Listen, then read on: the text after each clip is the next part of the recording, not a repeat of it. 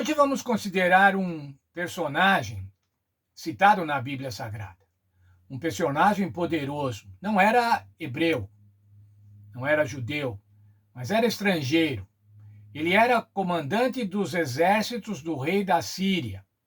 Portanto, uma pessoa de muito poder, muita força. Era um general bem-sucedido, honrado pelo seu povo. Mas esse general tinha um problema. Ele tinha um problema de doença. As pessoas importantes, irmãos, as pessoas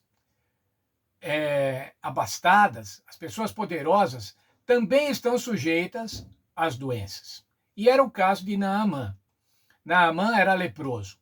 E como vocês sabem, naquela época, ser leproso era praticamente uma condenação à morte. E essa era a condição desse poderoso general sírio. Veja então, irmãos, o que acontece. O que acontece, como Deus chega perto deste general. Havia na casa desse general uma menina escrava. Quando somos crianças, aprendemos nas lições da escola sabatina das crianças uma lição intitulada A Menina Cativa. É essa menina que não é nem nomeada na Bíblia, essa menina que vai intervir e vai apresentar o Senhor Deus ao general Naamã. Ela era serva da mulher de Naamã. E ela disse o que a gente encontra lá no verso 3 de 2 Reis 5. Oxalá o meu senhor tivesse diante do profeta que está na Samaria, ele o restauraria da sua lepra. Veja, ela disse para sua senhora, se o seu marido tivesse diante do profeta Eliseu, o profeta Eliseu teria poder para curá-lo. Bem, Naamã atendeu a essa sugestão.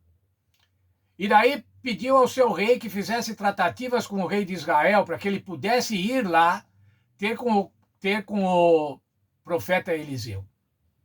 O rei de Israel ficou temeroso, perguntou, será que eu é que posso curar? Sou eu Deus para curar? Ficou com medo de não haver essa cura e haver retaliações por parte da Síria. Mas Naamã foi ter com o profeta, foi encontrar com o profeta. O encontro com o profeta foi alguma coisa estranha. O profeta nem saiu da tenda. Falou para o seu servo, vai lá e fala para Naamã banhar-se 7 vezes no Rio Jordão.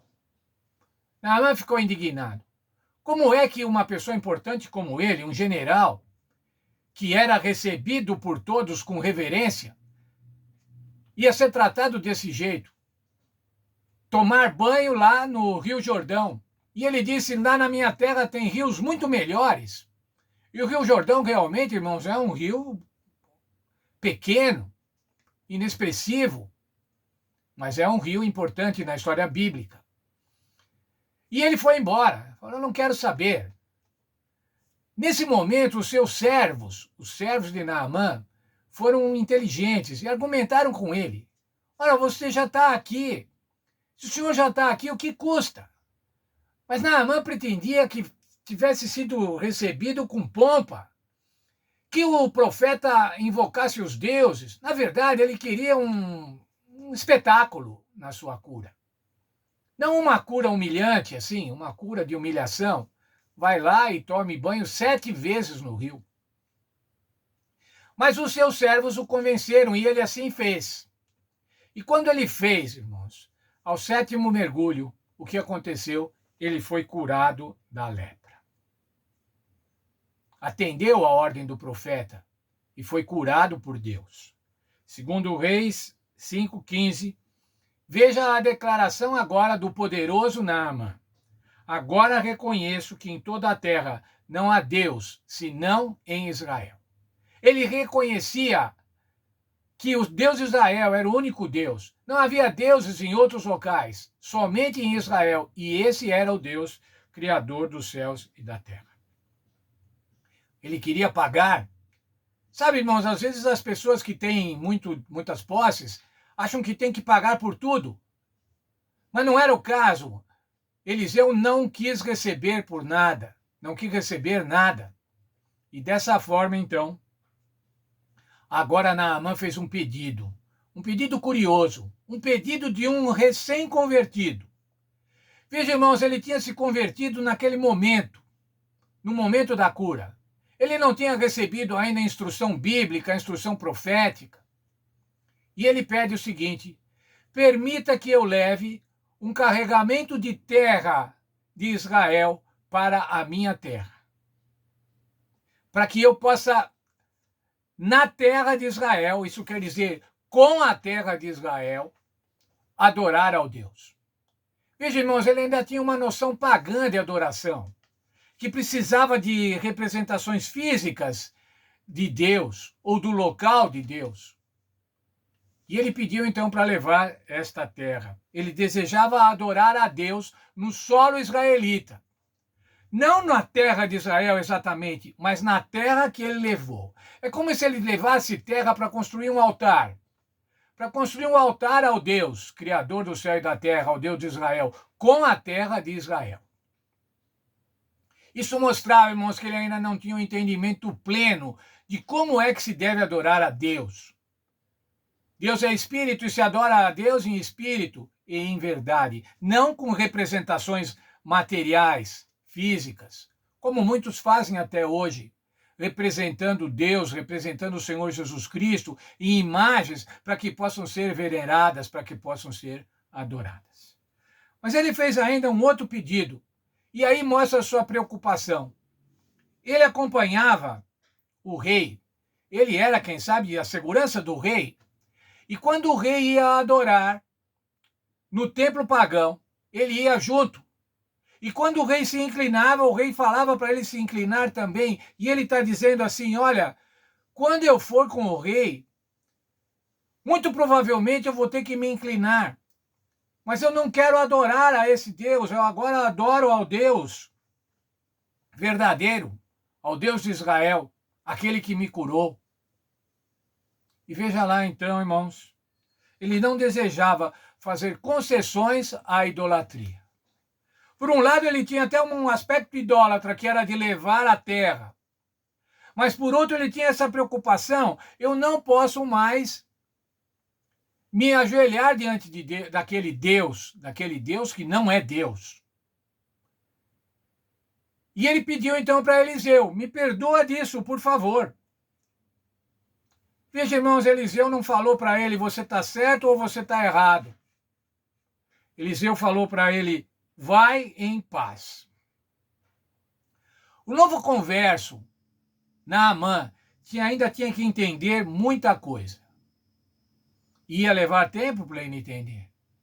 E Eliseu o tranquilizou. Veja só o texto da nossa lição. Eliseu respondeu ao pedido de Naamã dizendo: vá em paz. Essas palavras não devem ser consideradas como uma aprovação ou desaprovação ao pedido de despedida de Naamã. Ele devia partir em paz, não em dúvida ou inquieta incerteza. Deus tinha sido bondoso com ele e ele devia encontrar felicidade e paz no conhecimento e na adoração a Deus. Agora veja, irmãos, esse texto aqui do comentário bíblico adventista. Deus conduz os novos conversos passo a passo e sabe o momento adequado para pedir uma reforma em determinado assunto. Esse princípio deve sempre ser levado em conta pelos que trabalham para a salvação de outros. Sabe, irmãos, quando ele fez esses pedidos para Eliseu, Eliseu entendia perfeitamente que não era a terra de Israel que ia fazer com que ele adorasse de uma maneira correta. Que também ele deveria ou não ajoelhar-se diante da imagem, junto com o seu rei. Mas ele teve paciência. Ele podia ter falado para Naamã: você não entendeu nada. Você não entendeu nada do que é o verdadeiro Deus. Você não entendeu nada do que é adorar ao verdadeiro Deus. Mas ele foi paciente. Ele teve o desejo e fez. Tranquilizou Naamã. Muitas vezes, irmãos, nós quando tratamos com pessoas, quando damos estudos bíblicos, quando batizamos as pessoas, nós entendemos que elas têm que ter o conhecimento pleno da verdade. Será que nós, pessoalmente, temos o conhecimento pleno da verdade? Nós devemos ter paciência com os novos crentes. Paciência, irmãos, era isso que o profeta Eliseu estava tendo. Eu estou paciente com ele, vai em paz, e o Senhor vai te instruir. O Senhor tem os seus tempos. O Senhor tem os seus tempos para cada um. Que nós possamos, como uma menina cativa, apresentar o Senhor Jesus às pessoas, mas que nós não sejamos impacientes nem intolerantes, mas que tenhamos amor e paciência, entendendo que Deus tem os seus tempos e no momento certo os convertidos ao Senhor Deus vão atuar da maneira que o Senhor Deus quer, entendendo plenamente a sua vontade. Deus esteja com cada um de nós.